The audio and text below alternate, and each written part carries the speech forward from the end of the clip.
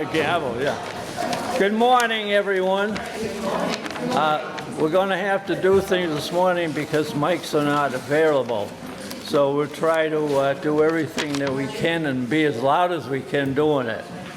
So this morning, as you know, we have the FBI here, and they're going to do a program, and I'm going to put them on in a few minutes. First of all, I wanted to go over the meetings that we're going to have in the future. And for March 4th, we're going to have the presentation done by which one did March, the Senior Medicare Patrol. And I believe this has been set up by Darlene. Is that right? Yes, I believe so. Yeah, she is bringing the people in for that, and it's the Senior Medicare Patrol in Lifespan. April 1st, that's March, April 1st, we'll have the Plymouth County District Attorney Group, which will be doing the first aid training. Now, Chris, where's Chris? Chris is over there. I'm going to let Chris explain a lot because there's a lot that's going to be done with this if it's possible. So Chris is going to explain it. Chris is from Tim Cruz's office, the district attorney in Brockton. So go ahead, Chris. And I don't want to step on your toes too much because I know you guys probably have limited time, but just briefly, we're going to do a CPR training in April, and it's going to touch upon various things, CPR, APD. You can't call it Heimlich anymore because it was trademarked, so it's, I forget what you, stop the choke or something. I'm not sure what we're supposed to call it. EpiPen, stop the bleed. But the thing is, we have 2 facilitators and there's a 10-to-1 ratio, so we're going to have to do a sign-up. We can have 20 participants, we'll bring in mannequins, adult size and infant size, but we can only have 20 actually practice on the mannequins. So we will do a sign-up with the COA and with Jean for Triad. And then we can have a few observers that don't want to actually practice things, so that maybe we can have about 25 people total. Do you guys have any questions? Okay, Chris, thank you. And for the month of May, we have a couple of things that we're going to present, but first of all, I'm trying to find out some. I just received my fire insurance policy on my property, and it's about 5 pages long, and I looked at it, and I didn't understand only the first 2 pages. So I called, we have it with a Mica Insurance out of Rhode Island. So I called their office, and they set me up with their office the way they have training. And we're going to try to get a Mica insurance people out here for the month of May, and they're going to explain fire insurance policies. Some are different than others. It depends on what you want and all. But they say that there's a lot of people, when they get their policies, they really don't understand all there is to do and what's available and what you have and what you don't have. In fact, they told me that some of their men have gone to California because Amica has 89 homes that are burnt out completely. All there is fires. They have these chimneys up and that's it. But anyway, they have 87 policies on those properties, so they have a lot of people out there going to find out what's going to happen. So anyway, that's what we're going to try to get for May. So that is that, and we can turn it over to the FBI group.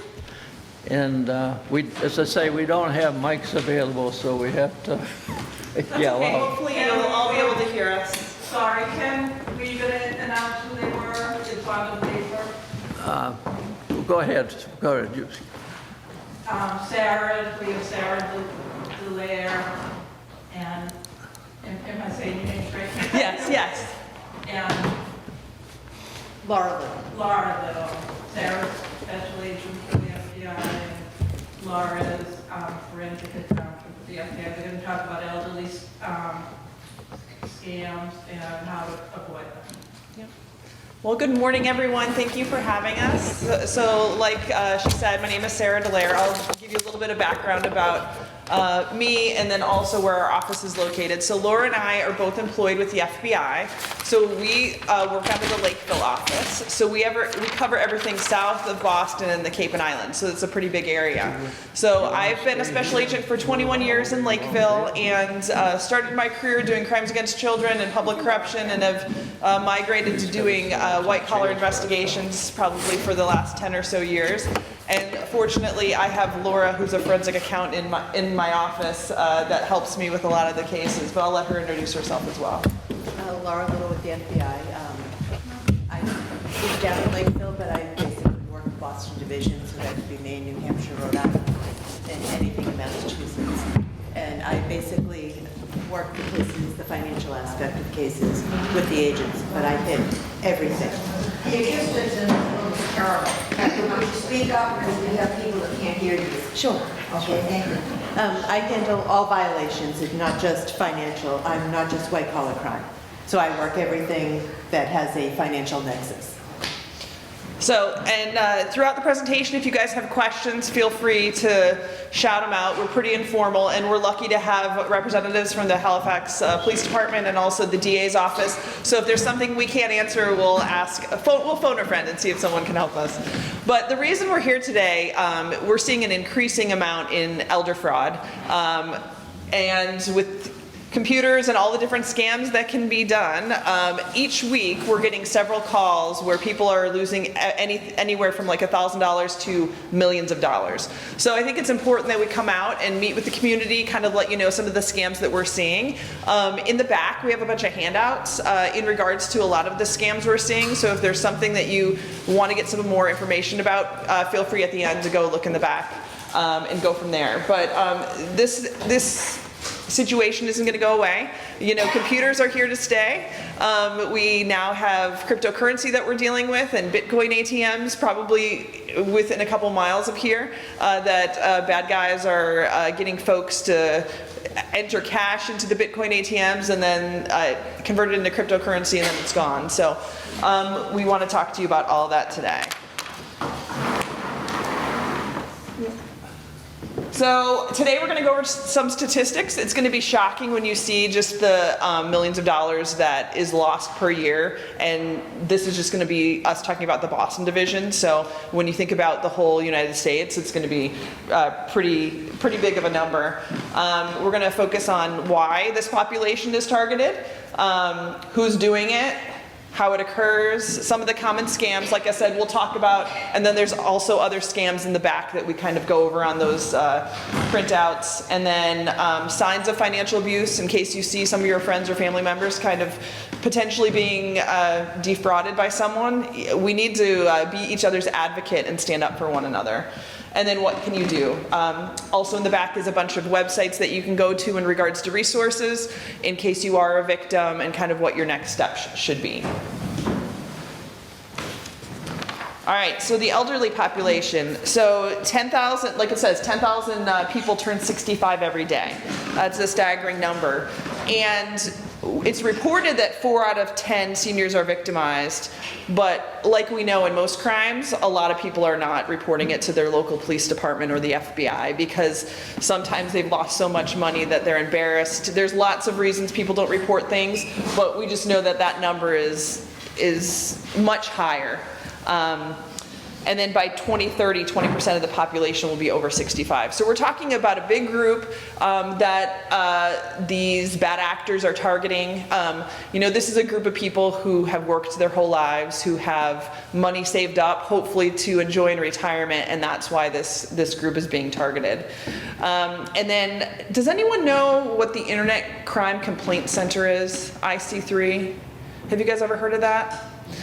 So the FBI has a website, it's ic3.gov, and we're encouraging anyone who's a victim of any kind of scam to submit a report through ic3.gov. The reason we're doing that is because our U.S. Attorney's Office is the prosecutorial body. So they're the attorneys. So anytime we have a case, we present the facts to our U.S. Attorney's Office, and they decide if they're going to prosecute it or not.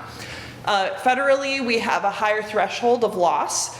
And there's other factors that contribute to whether the U.S. Attorney's Office is going to take a case or not. But sometimes if a bunch of people lost, let's say $5,000 from the same bad guy, if everybody is submitting these IC3 reports, we can compile all those victims together and we can work a federal case. Because with all those victims, we have met the threshold and the U.S. Attorney's Office will be interested in pursuing it. And that way we also find out who the common subjects are, who the bad actors are. If no one reports it, we're not going to be able to put all those cases together and realize maybe there's a region or a fake business or something that is doing a lot of fraud, but until people report it, we're not going to know. So it's very important that IC3.gov reports are submitted. In addition, as we go through this, a lot of these cases, the money is going to go overseas. So we have FBI agents all over the world. The difference of those agents, let's say outside of the United States versus inside of the United States, is they don't have policing powers. So if your money goes to Hong Kong, we have agents who will communicate with the Hong Kong police force and let them know these are victim funds we're trying to get back. But it depends on the relationship. They either will work with us or not. But these IC3.gov reports act as the affidavit for the victim. So if the victim fills it out, we can just send that report to another country and it acts as the affidavit saying, I'm out this money, this was the scam, this is how much money I'm out. And those reports, it's important to put as much information in as possible. If you were a victim and sent 5 wire transfers, it's going to ask you to outline the bank account routing number and all that of where you sent the money, and it takes a little bit of time to input it, but it's very important to have that when we're shipping those reports to other countries. And yes, the total loss in just 2023 was $3.4 billion. I have a question.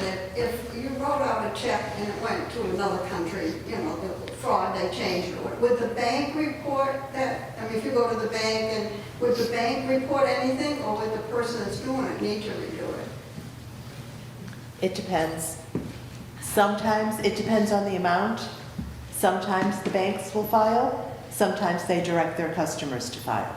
But they would say something to the customer that... The people who know about IC3 and I-10 banking groups, they will recommend to the customer to file an IC3. Yes. Thank you. I'd like to say something about that, Carol. I had a check sent, and the bank sent me an email asking me if I approved this or not. And I had to either say yes or no. So some of the banks do it. Yes, well, you have to be careful because sometimes the bad actors will change the email address just a little bit to try to fool you to thinking that they are the actual financial institution. So you need to be careful. And if you ever have any questions, just go down to your local bank. Right. Because they will have the information. They will be able to assist you. I think we're good. And this is just going over some more stats. So this is 2023. We haven't come out with the 2024 numbers yet. But just look at some of those losses. It's wild. The average dollar loss, $33,000. Like I said, so we have people who walk in to our office on a weekly basis and come in to let us know about them being victimized. And it ranges from $1,000 to about 3 weeks ago, someone lost $17 million. So this is a huge problem, and it's all different kinds of people, different frauds. That make up these numbers. Can we do the next one? And just some more graphs. Complaints by individuals over 60. We can probably skip through those. But kind of what I alluded to, why is this demographic being targeted? Well, like I said, they work their entire life. They're not going to, maybe bad guys aren't going to get anything out of targeting 20-somethings because they're just trying to scrape by to pay rent or a car loan. But this is a group, they're accessible. Just think about how trusting you are. Like, right? You're not used to people doing bad things and trying to make money off of you. So if you get a phone call from someone and someone says, you know, your grandson got, you know, arrested and you need to send money in order to get him out of jail, you might be thinking with your heart and your emotions, and you might not actually think through that this could be a bad guy just trying to get your money. So I think throughout this whole presentation, I normally reiterate, it's important to have a trusted friend, right? So if you have a husband or a wife or a partner, or if you have a trusted friend, when you get one of these emails or a telephone call and you're just sitting there thinking like, is this legit? Talk to your trusted friend, talk it over, and if you're thinking you're not sure if it's legit, maybe that's when you need to take a step back and figure out if you should proceed with whatever they're asking you to do. Yeah. And then pose less risk to criminals. There's a lot of cases where, you know, bad guys will call on the phone and ask you to put a cash or something in your mailbox. This population, like, they're not concerned about you trying to retaliate back and do anything, because once again, you're trusting. Maybe you're a little bit older, maybe you have, you're not able to, you know, go after them like a young person would. So they're not concerned about you fighting back, they're just trying to take advantage. And a lot of these cases, these relationships with the bad actors go on for years. So if someone is starting to have some cognitive decline, the bad actors are in it for the long game, and maybe your health is deteriorating and they have already befriended you and they're getting you to do things that you normally wouldn't do.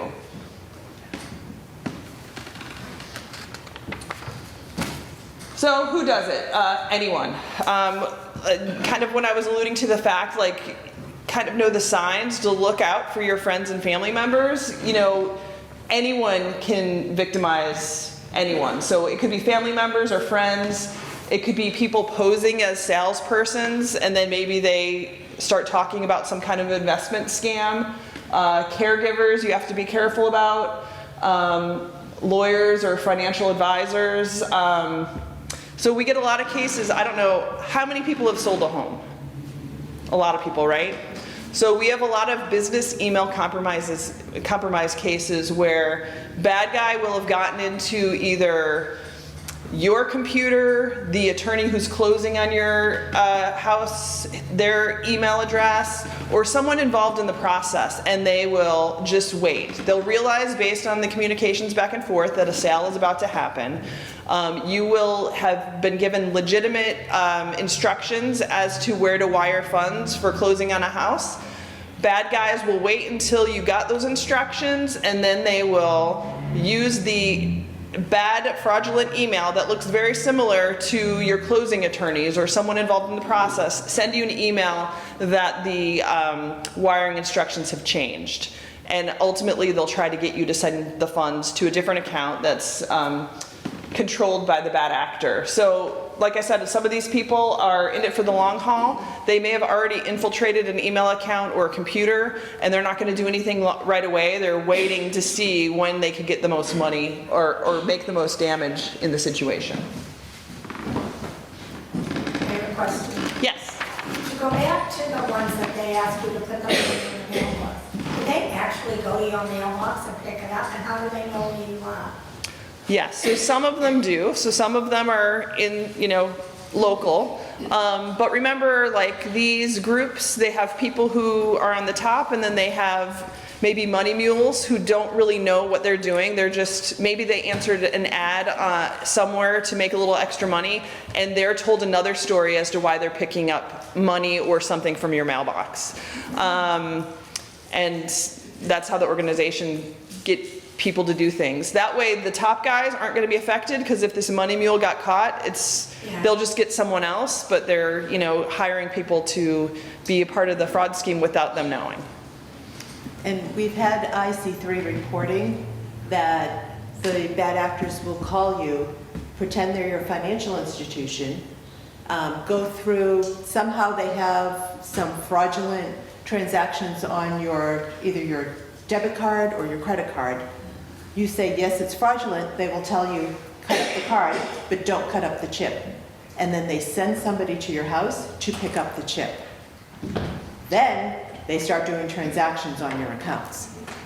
Like, they'll try and do anything.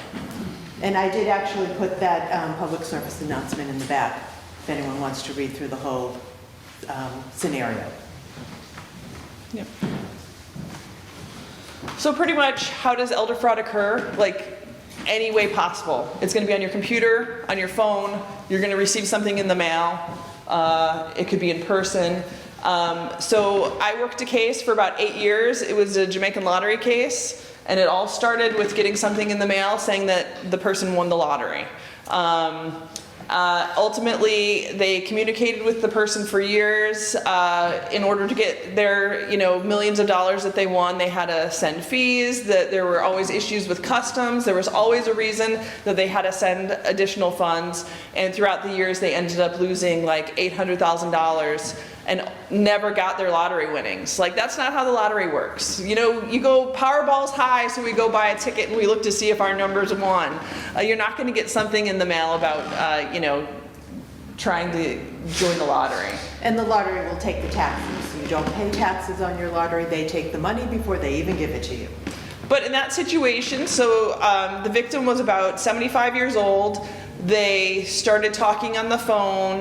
That person built rapport with her. They started talking. It went from a couple times a week to every day. They knew everything about one another. Whatever the bad actor made up as his story, he knew everything about the victim. And she literally, when we got involved and we started recording those phone calls, which meant she could only do those phone calls when we were around, she was having withdrawal from not being able to talk to the bad guys for so long, right? That she could only talk to them when we were around, and she was so used to talking to them every day.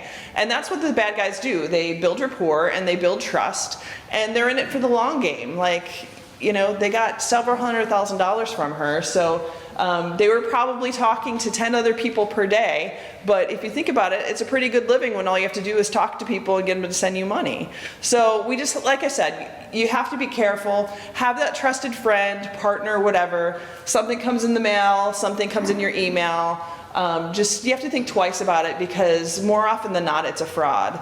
Like, quite frankly, I don't answer my phone unless it's someone in my contacts, right? Everything else goes to voicemail because there's always some kind of scam. Plenty of times I'll get email that looks suspicious. If it's from someone I don't know or it just doesn't look right, delete. If it's that important, I'm going to get another email, or someone's going to call me, or I'll find out another way.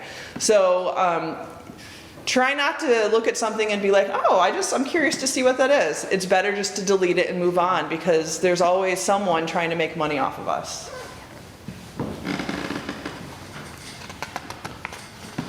So kind of like what I was talking about, the common scams that we see are lottery or sweepstakes scams, and the one I told you about went on for years, and unfortunately, that person lost their whole life savings.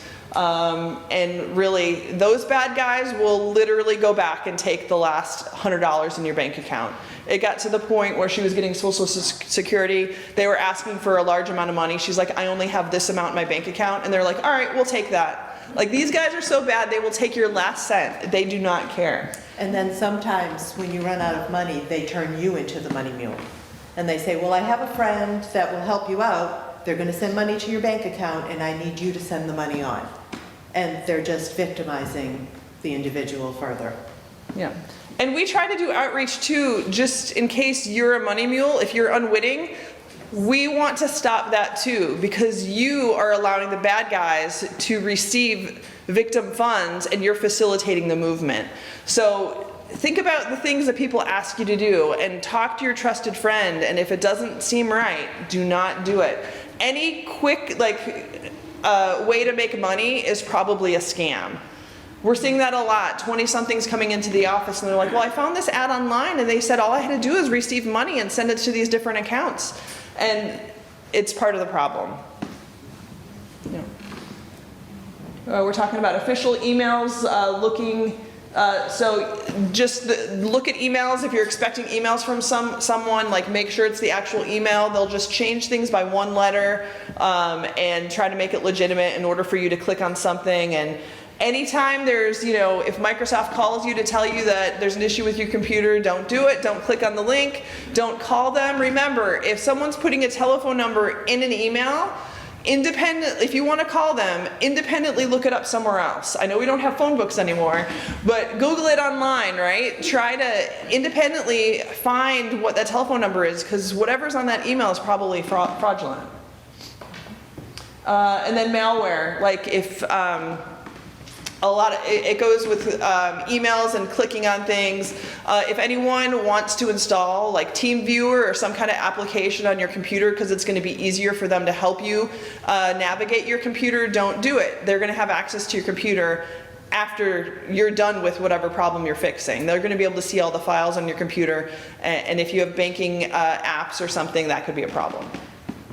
And they could take over your email address and then start sending malware to all your friends. And I actually got an email the other day from one of my friends, and I'm looking at it and I'm like, there's no way she was up at 4 o'clock in the morning sending me an email. So I called her, I'm like, hey, did you send out a bunch of emails? She goes, I don't know what you're talking about. I'm like, go in and change your password. I said, and you better tell everybody in case they click on something.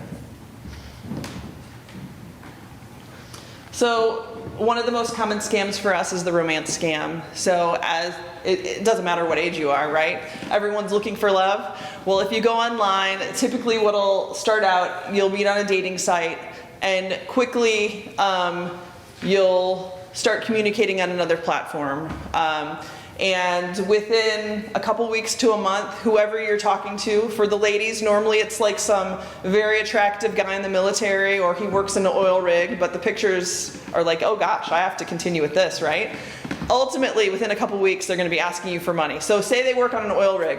Oh, they're stuck offshore, they don't have access to their bank account, and someone in the family needs money, or there's going to be some urgent situation. And typically that's, once they start asking for money, it's the beginning of the scam.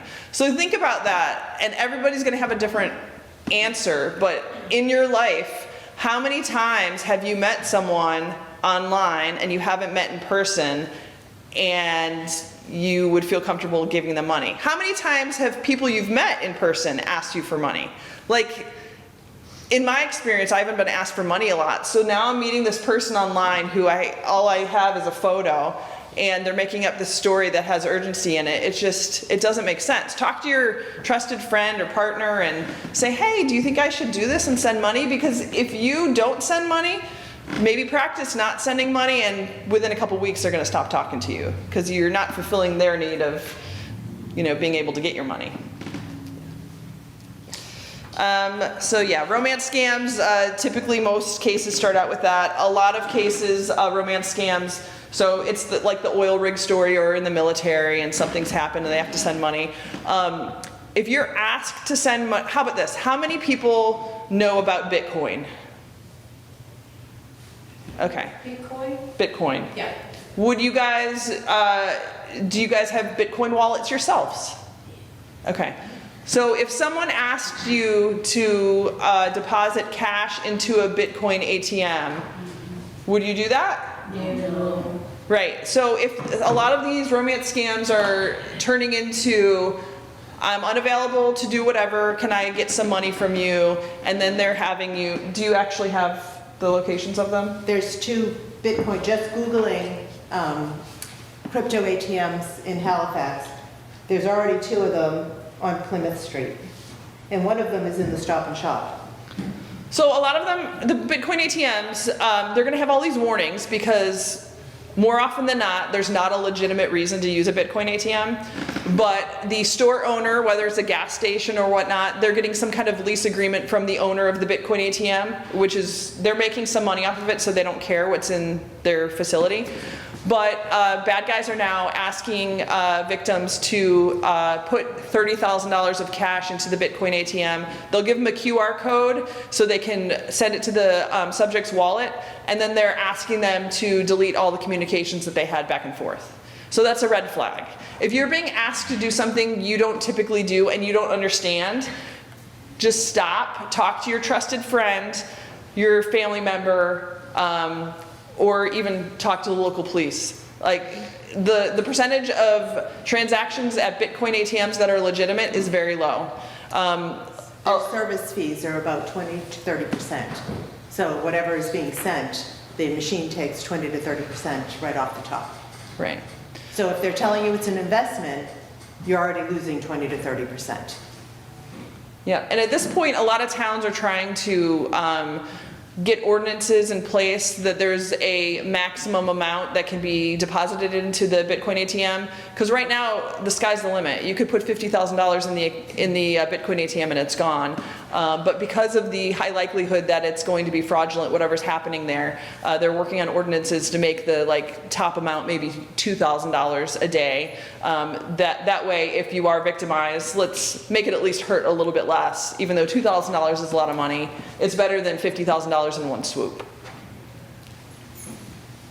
Yep, so things to look out for, if someone's talking to you online, bad English, grammar errors, if they're sending you photos of passports and stuff, it's all gonna be made up stuff. So if you wanna look to see if your potential love interest is real, do independent research, go online and see if you can find them somewhere else. Or whatever photo they send you, do a reverse image search online and see if you see it all over the place. Because bad guys are just grabbing photos that people have available online and someone who's attractive most likely, right, to get more people interested and using them as their profile photos.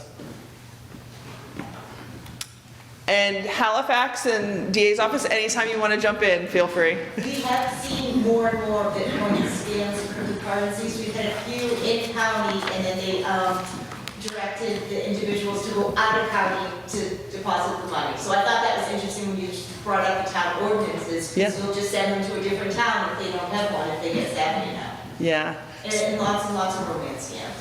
So Connecticut is doing a good job at getting the ordinances in place, or just talking to owners of stores and trying to convince them not to allow the Bitcoin ATMs in. So now Springfield, Massachusetts is having a huge problem. So it's all sliding as these towns become, more conscious of what's going on. The fraud, the Bitcoin ATMs are just kind of moving. And then these are other scams, customer service support. If you are not having an issue with your computer and all of a sudden you get an email that you are, talk to a family member or a friend that understands computers. They're just trying to get you alerted that there's a problem and have you click on something that's going to install something on your computer or talk you into sending them money. The fraud departments at banks, they pretend they're with the fraud department, and we have had victims call us because they moved all their money out of the bank and gave it to the fraudster for safekeeping, because they were part of the, the whole scenario of trying to get the bad guys in the bank.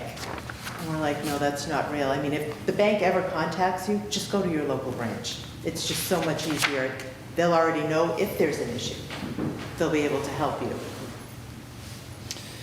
Yep, and I think we talked about business email compromises. That's, another example is if you have a business, say I have a garbage business and I already have a point of contact, I have to pay a recycler $20,000 a week in order to take my recycling. We have it set up, we have the bank account set up, every week I'm sending $20,000. You have Fred, who you work with at the recycling company, you've spoken with him on the phone, you have a good relationship, always send him, wire the money, $20,000 a week. All of a sudden you get an email that there was an issue with Fred and now the money needs to be reverted. Anytime you have a routine process set up that someone contacts you that there's a deviation and the money needs to be sent somewhere else, you need to pick up the phone and verify, because it most likely is someone is either in someone's email account or their computer, and they're trying to divert funds to them instead of the legitimate person. So we just have to be savvy. Just because, if you have something that's always gone a certain way, anytime things change, pick up the phone. And call the number not the number that the individual is giving you. Yeah, and then we have been seeing some real estate scams. So if you have your, mostly it's empty land, and let me know if you guys have had this. So it's paid off, it's an empty parcel. People will try to resell it and do quick claim deeds, putting someone else's name on the deed. So this is important that we have title insurance and other things.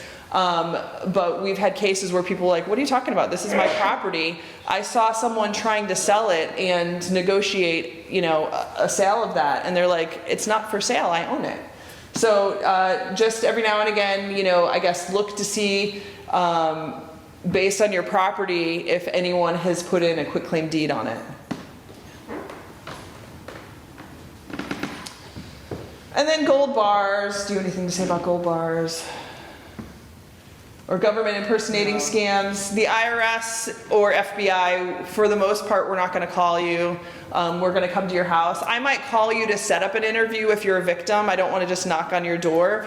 But the reason we want to meet you in person is because I want to show you my credentials, give you time to call the FBI office in Chelsea to ask if I'm a legitimate person. We want you to be able to do your checks and balances. We're not going to call you on the phone. We're not going to call and say we have an arrest warrant for you and the only way out of it is if you pay us. We are not going to do that. We don't ask for money. No. Ever. No. And then the grandparent scam, kind of alluding to grandchild being arrested, and it's always urgency. There's always something horrible that happened and there's urgency, and the only way out of it is for you to pay. Anytime there's urgency, take a step back. Why don't you call your grandson or granddaughter and see if they're all right? Because if you just say, hey, let me get my thoughts together for a second, and you make the call, I bet you're going to find out they're just doing their thing, living life, and they're not in any trouble, but bad guys trying to create that chaos. Yeah, just to add on with that, these people will become very, very forceful over the phone calls. They'll pester, they'll call 5 times in a row, they'll call days in a row. We've had victims come into the police station where they put us on the phone with them, threatening that they're going to arrest us because we're on the phone for the victims. They just don't stop. So if you do get any type of those phone calls or anything else, and think that it may be real, just stop by the police department when they're calling. We can even just pick up the phone when they're calling and just let you know whether it's real or if it is a scam. Most likely, more than not, they are always usually scams. Yep. And we've had a lot of cases where families have realized that their loved ones maybe are involved in a scam and the loved one doesn't want to believe in it. So the kids or other family members are trying to get involved. The kids will take away maybe dad's phone because he's already lost a couple $100,000. Well, inevitably, bad guys have dropped off phones in mailboxes for victims and found alternate ways to communicate with them. Whether it's a fake pizza delivery, they'll come deliver pizza and be like, hey, Frank, here's your phone. Call the number that's listed in it, for whatever, in order to keep the fraud scheme going. So this is like we would go to work, we go to work, day in and day out. This is their job. This is what they're good at. They're either at a call center calling people every day in order to try to make their money, or they're out just victimizing people. So the more people they can get, as possible victims, if they lose 1 or 2, it's no big deal because they've already spoken or, laid the trap for 10 others. So we just have to, once again, have your trusted friend, look out for one another. Things that are too good to be true or just don't seem right, talk to someone about it. I know the banks have reported that sometimes individuals come in to make withdrawals and they're on the phone. And the tellers will put up a sign saying, are you on the phone with someone who's directing you to do this? And there have been times that the customer has said yes. And the manager came over, she's like, hang up the phone. This is a scam, don't withdraw the money, don't send the money. They will try anything they can to get you to continue to send the money. They'll tell you what to say, they'll tell you how to answer the questions when the bank says, well, you never take out $20,000 in cash, why do you need this money? They will prep the individual, and it's sad. The bank does try to help, they are aware of these situations, but sometimes the customers are just saying, no, we're gonna do this, and then eventually they come to us or they come to you and say, we've been defrauded. Yep. So this is 2023 losses over 60. I mean, if you just look at all those different kinds of scams, so the investment scams, it's a big one. The business email compromises, the BEC, love scams are huge. Just going down that list, these are all the different ways that people are taking money from us. And a lot of them are outside the United States. And they do that because it's far, far away. They're going to have layers of protection, all these money mules helping them, so it's much harder for us to find them. And if they're in a country that doesn't work with us, then, once it goes to those countries, it's hard to get any of the funds back or frozen. But we did have we had a victim come in, investment fraud, and we were able to get all the information, give the information to India, and India looked at it, and they shut down the call center and actually arrested people, and I think that was last year? Was that last year? Yeah. So we do try to do the best we can, but we don't want to get to that point. Right. The important part is, so if you lose money, if you lose a big amount of money, call us immediately. Go to the local police, go to IC3, call the FBI immediately, because time is not on our side. If it's a wire transfer, there's a very short period of time that we have to get those funds back. If you've been sending checks, that's going to be a little bit more difficult, but time is of the essence. So you kind of have to put whatever you're feeling. If you're feeling embarrassed or frustrated with yourself, just remember, these bad guys, this is their full-time job, is to build rapport with people and to defraud you.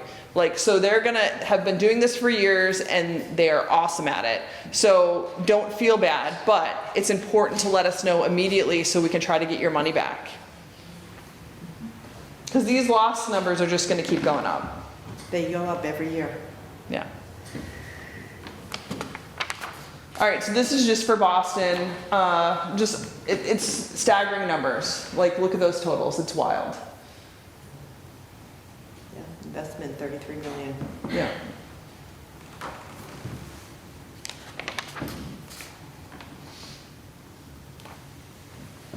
All right, so these are some complications.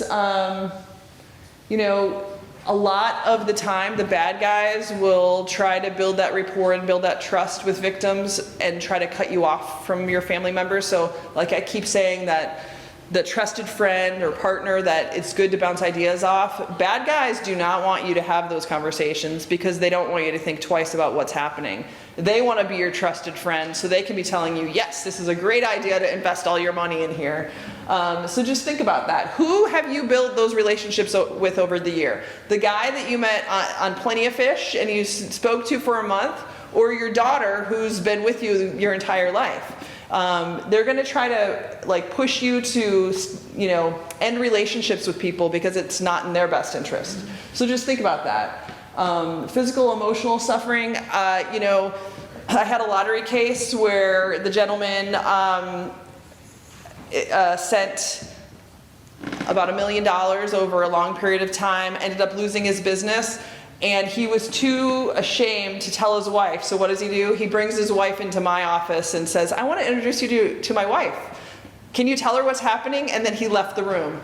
And I was like, okay, that's not the right thing to do. It's, you know, he was afraid that he would be on the couch for a long time, which probably so. But, you know, if you're a victim of something and the longer it goes on, I can understand that you're upset and embarrassed that you got to that position, but once again, this is what they do. This is what the bad guys do. This is their full-time job. They're great at it, and that's why you see those numbers of losses, because you're not the only one.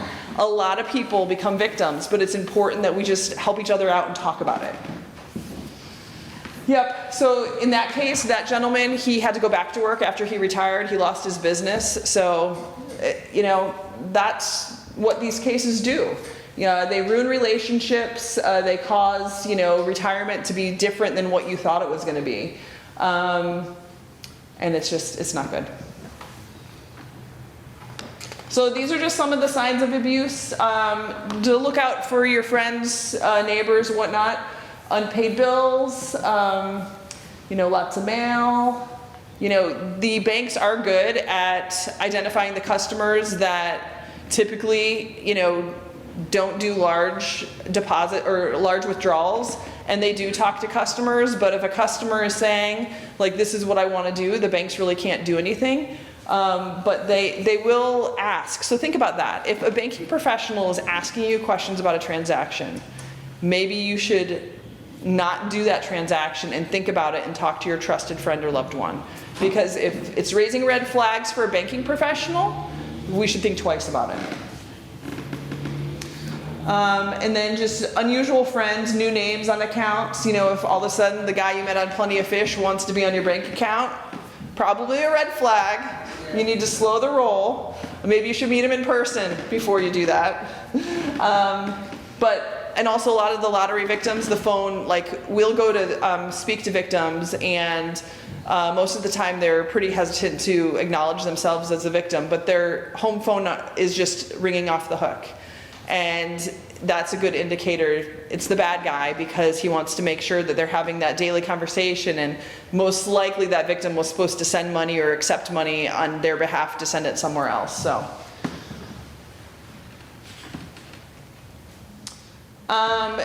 if friends or family members are all of a sudden changing, you know, beneficiaries, that's a red flag. Or home is in disrepair. We just have to look out for one another. As we age, you know, things change, but, yep. All right, so let's see if this plays. So this is the former director of the FBI and CIA, and he's gonna talk about scamming if we can get this to play. I get more calls than you would anticipate, and this one sounded like I had won something, congratulations and so forth. The total money at the hour is about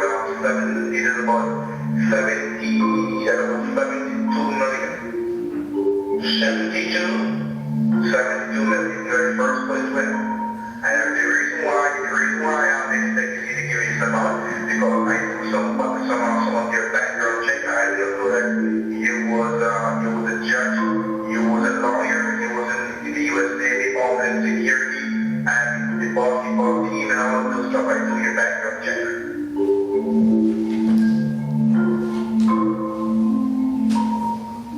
In this particular case, I think my wife heard me having a conversation, and she was protesting in her own sweet way by playing around with somebody like that to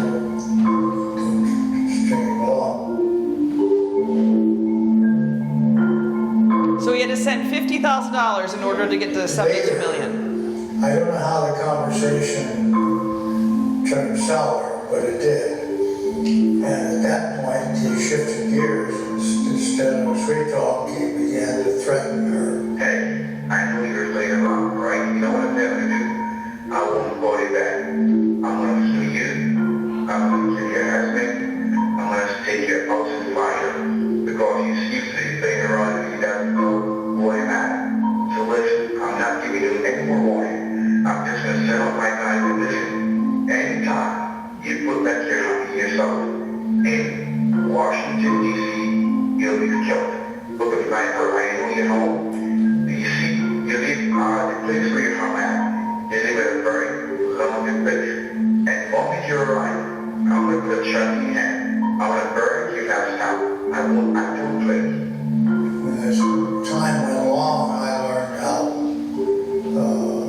significant the victimization of older people was, and that worried me. And I was older myself, and enough to be sympathetic with how older people without my maybe background experience might react to situations.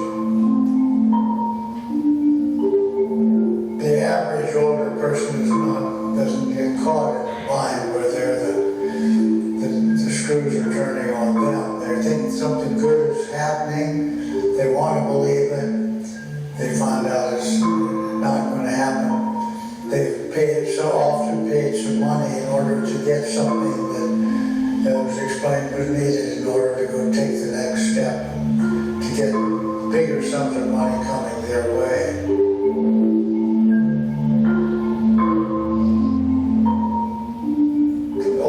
I think they're still valuable for one reason or another, regardless of what they've done. It was a game, whatever it was, they were able to be convinced that they were about to get something good to show they were still in the money.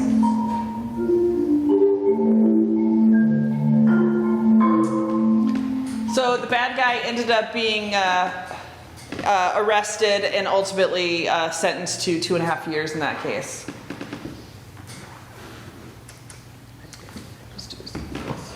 So we got one more romance scam clip.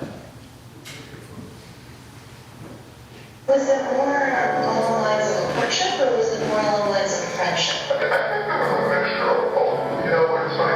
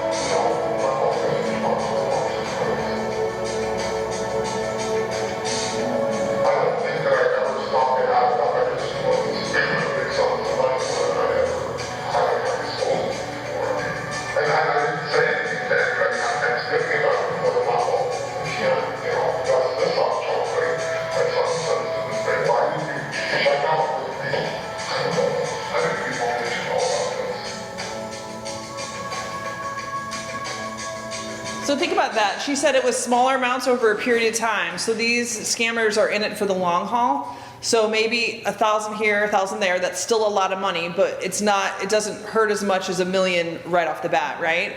So there's all these excuses of why the scammer needs money, and they're building this relationship with this person, and they're trying to be kind and help, and then over time, when you add up all that money, $1.1 million, it's wild.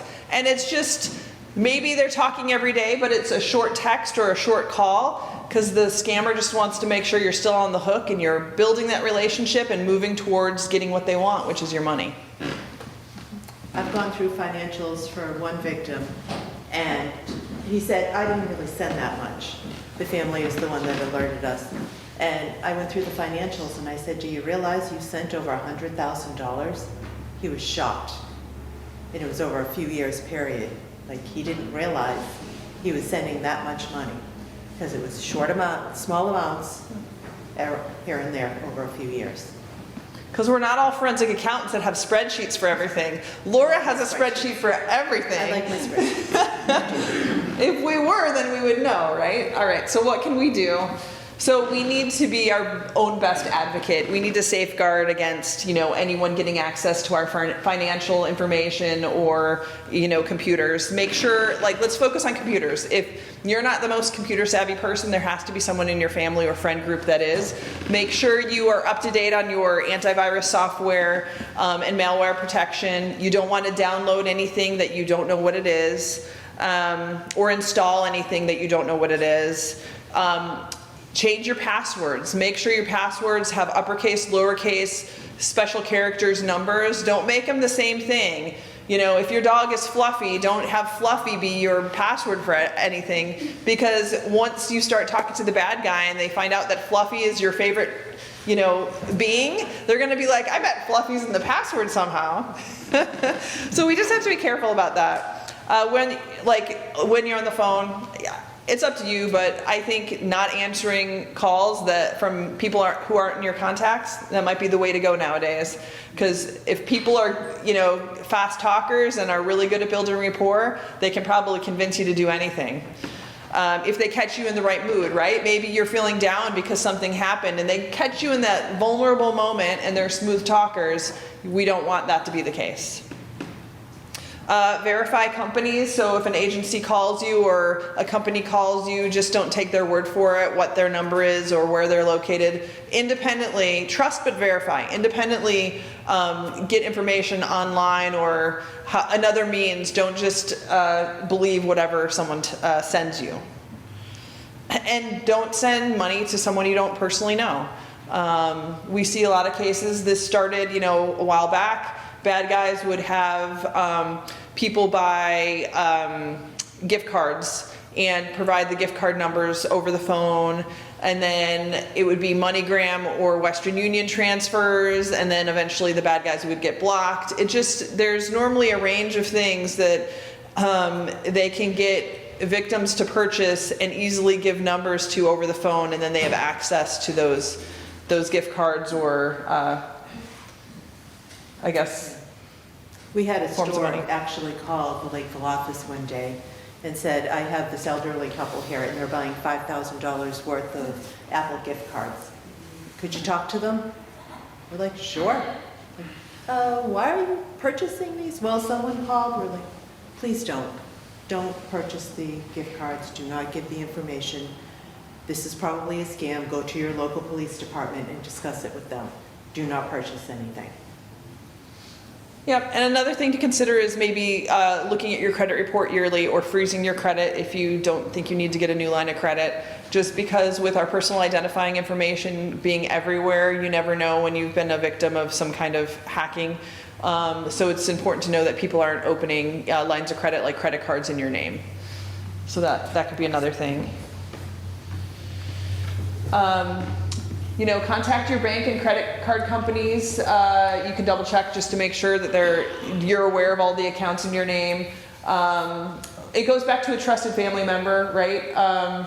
You can have them on the accounts, but once again, make sure it's someone you trust, not someone who's you think has nefarious reasons for trying to get on an account. You can place fraud alerts if you think that there's an issue with your credit, the 3 credit card or the companies. And yeah, like the important thing is let's not go it alone. We can have a friend, family member, someone that we bounce those ideas off of, or it's walking into your local police department or calling us. We'd rather have you ask before you do something than to do something and now we're trying to trace the money to see if we can try to get it back. You can ask questions like a group like this. You meet with people and say, hey, can I bounce something off of you? Yep. And then, so reporting stuff, always go to your local police department. You can report it to us.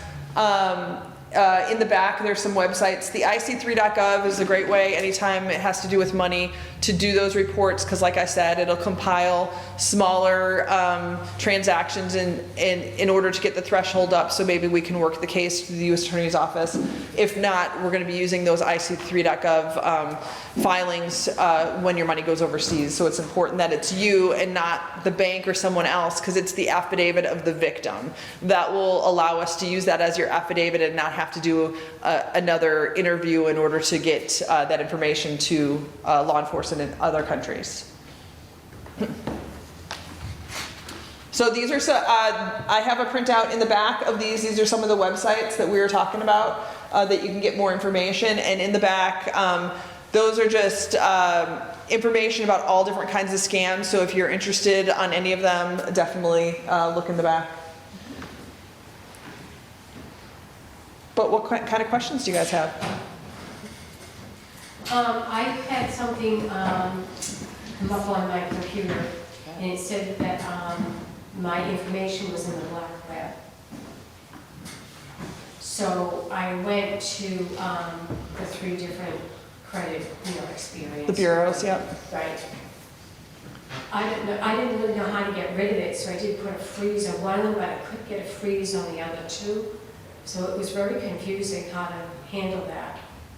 If you have it frozen on one, it's important. I mean, you can freeze it on the others, but it should still freeze. Where were you at when you got the information saying, was it an email or? No, it wasn't an email, it was, let me think. It came up on my computer under your I can't even think, I should have wrote it down. Was it a pop-up or? No, it was, I was checking out my computer, the security, the safety. Okay. Checking out to see if it was secure and everything. Okay. And then it said that my information was on the black web. So I went to my different credit reports. Okay. And I was able to freeze one, but I couldn't get the others frozen. Okay. Well, I would just monitor it. You can get a free report per year, but if it's frozen on one, it should be frozen. But they typically tell you to do all 3 just to make sure. Right. Yeah, I would just watch your credit card statements, your bank statements, and see if there's. You said on the news that many people's information is out there on the black web. Yeah. I mean, Social Security numbers and everything's out there. Yeah, we've been hacked so many times. There's been platforms that have all of our information that, yes, you just have to be your own advocate and make sure you look at your finances and monitor it and see if there's anything strange going on. That's what I do. Yeah. I put tabs on my credit card and my bank account. Yeah, that sounds like you're doing the right stuff. Yep. Any other questions? What are the fraud schemes that you guys are seeing most in Halifax? Over the past year, I mean, we've seen the whole gamut of them. Yeah. We've seen people come in with romance schemes. We've had individuals sending cash in magazines, and it's the whole gamut of them. Yeah. So cash is tough to trace, right? So that's why the bad guys want you to send cash, because once it's gone, like, it's not like you're taking photos of what you're doing and catching the bad guy picking it up. Usually no one's going to ask you to send a significant amount of cash in magazines to someplace that you have no idea Right. where it's going to. Right. Like, think of in your life, have you ever legitimately been asked to put cash in a magazine? That's what you have to take a step back when bad guys are trying to get you to do something. They're going to have that urgency of some kind of scenario, but does this make sense what I'm doing? In a actual legitimate financial transaction, when would it make sense for me to put cash in a magazine? Or when would it make sense for me to send cash in the mail? But talk to your friend, your trusted friend, or, you know, it's important we just look out for each other. Anything else? Anything you want to add from DA's office? The only other thing we've seen an uptick of are contractor scams. So someone might come and say, oh, you need to pay me 20 grand to do your roof. I need 10 grand up front. They give the cash and then the contractor's in the win. We have successfully right now with a few prosecutions, we've been able to find them because they hit up multiple homes. But sometimes, as you guys know, once they're gone because they're giving case information. Are they asking only for cash as the down payment, or like, can you give a check as well? I think the last one we had was cash. I'm not sure about all of them, but it's in cash. Yeah. There was a significant one a few years back. It was checks and cash. Remember, like, checks are going to be easier for us to trace. Like, cash is difficult, right? How do we prove that you gave cash to someone? At least a check will be able to trace where it went from there. Was it deposited somewhere? Was it cash somewhere? So that's why I suggest you may do your due diligence, check, you know, get referrals from your friends, make sure they're licensed, insured, have a contract, you know, things of that nature. Yeah. And then also, we've had just a few celebrity romance scams, so they're posing as a celebrity and they'll send the individual what they call like a proof of identity. So they're making little license photos saying, no, look, this is really me. And it's like from like Illinois, but in a celebrity picture. Yeah. So it's hard to get some families contacts about that because their loved ones really believe they're communicating with this person. Right. Yeah. We had a victim who was going to sell their house for a celebrity, and then they would announce their big romance once the house was sold, and the scammer had all the money. Thank goodness the realtor, you know, called the police and said, I think there's something going on here. And they were able to, the family members were able to stop it. So just look after each other, right? Let's talk about what's going on in life. Let's not be afraid to, you know, talk about things. If you're in the middle of something, you know, it's important that we just stop the victimization and see if we can work together to find the bad guy. Any other questions? Thank you, everyone.